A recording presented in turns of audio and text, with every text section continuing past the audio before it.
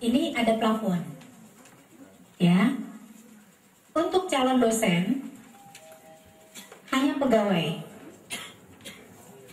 Tapi kalau untuk sudah jadi dosen tetap, itu diberikan untuk 1 istri dan anak maksimal 3. Siapa yang belum punya istri?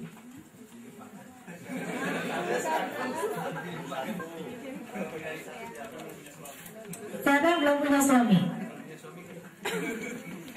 Ini dibuka peluang untuk bisa cepat-cepat. Artinya kesehatannya ditanggung. Ini cukup ini loh. Apa namanya, kalau saya lihat ada perusahaan yang hanya karyawannya aja. Dan itu perusahaan sudah cukup besar, perusahaan asuransi yang saya tahu. Jadi yang dijamin cuma karyawannya aja kesehatan. Kalau yang kerja karyawannya, ngapain saya nanggung istri sama anaknya? Perusahaan asuransi ada. Jadi ini ditanggung. Tapi ini ya ada plafon ya, ada batasannya. Jadi tidak at any cost. Dan kerjasamanya saat ini dengan Boromeus, Al-Islam, Al-Ihsan, Immanuel, dan Kimia Farma. Kimia Farma ini punya banyak lokasi cabang nih.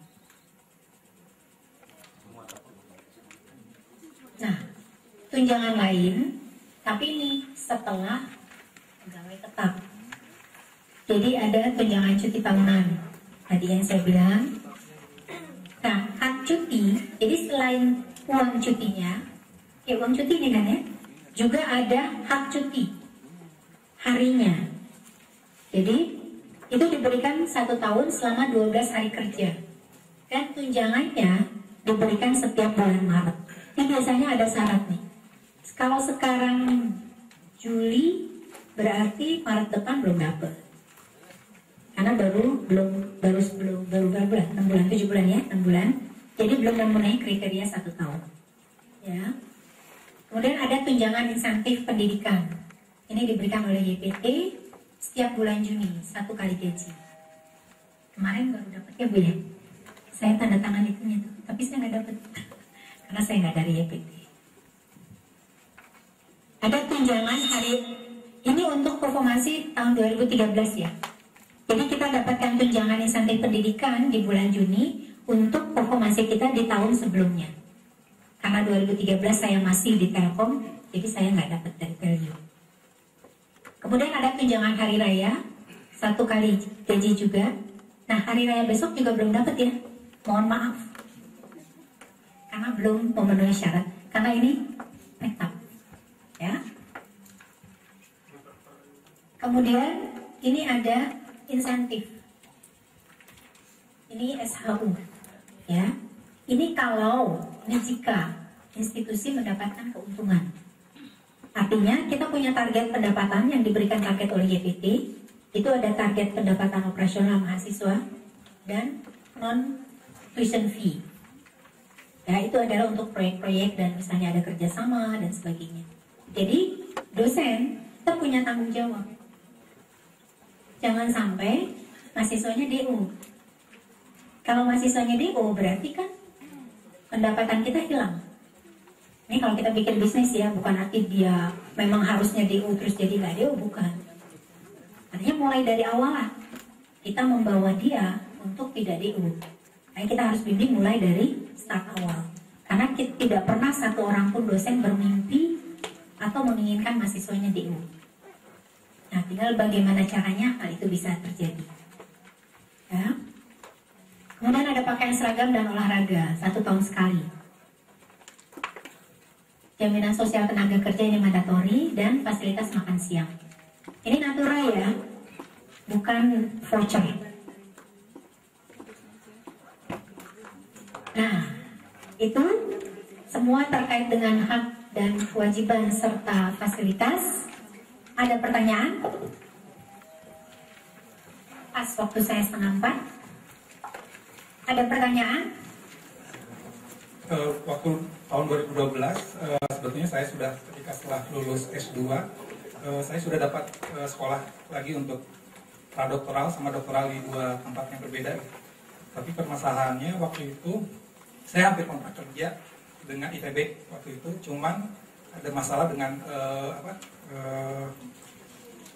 surat yang tidak pernah keluar sebetulnya untuk beasiswa dari ITB. ITB. Masalah intern sih sebetulnya. Nah yang saya tanyakan sebetulnya, jadi saya kan dari program Seni Murni, jalurnya agak berbeda. Waktu itu saya kuliah di Jerman, jadi programnya saya S1 144 SKS, yang diakui 120 SKS untuk ambil master, kemudian masuk program lama, programnya diplom, tapi untuk kuliah master.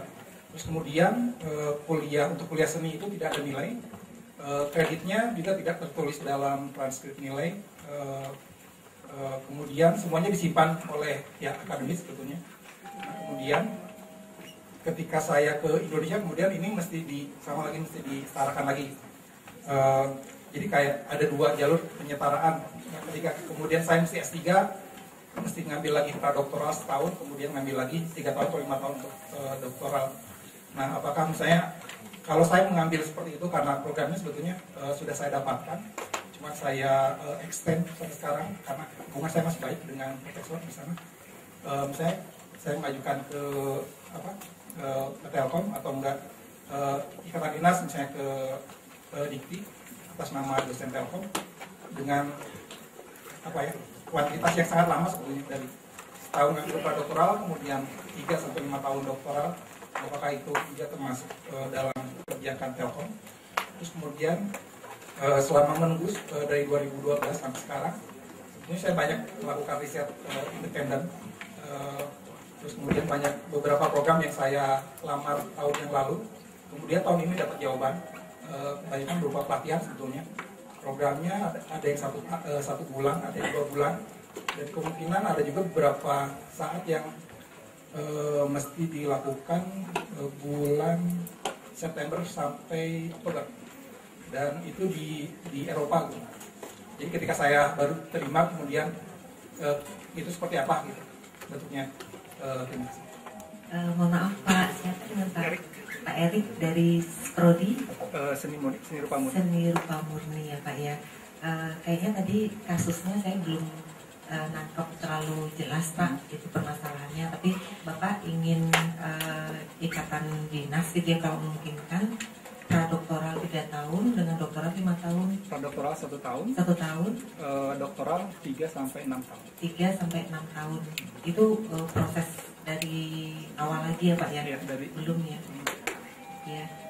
Sebetulnya memungkinkan untuk PID, tapi dengan skema kalau itu memang biaya dari luar, karena sebagaimana ketentuannya ikatan dinas itu yang dengan beasiswa IPT tadi sudah disampaikan Bu Titi di depan, ada syarat-syarat yang bagi dosen baru itu memang sebagian besar ya, kebanyakan semuanya bahkan itu belum memenuhi Pak.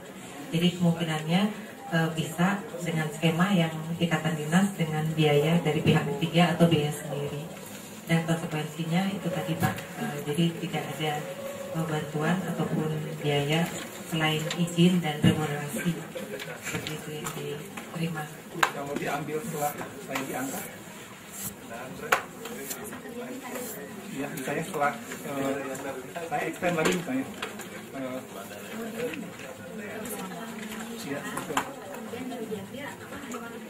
ya, karena ini sebetulnya terkait dengan FSDP Pak. Jadi selain tadi disampaikan di depan bahwa dosen yang studi lanjut itu semestinya sebelum ada kebijakan tadi ya Bu ya, untuk pencapaian kontrak manajemen yang S3 harus 30% dalam tahun 2017 itu masuk ke dalam FSDP, Faculty and Staff Development Plan-nya fakultas. Jadi artinya program Bapak itu sudah masuk dalam planning fakultas. Jadi harus dikomunikasikan dengan fakultas dan prodinya.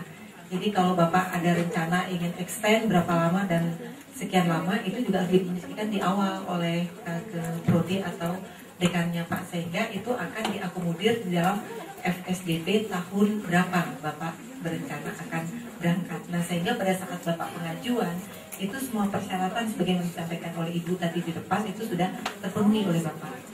Karena tadi persyaratannya kan harus masuk sebetulnya dalam daftar nama FSDP seperti itu. Mungkin itu tambahannya. Terima kasih.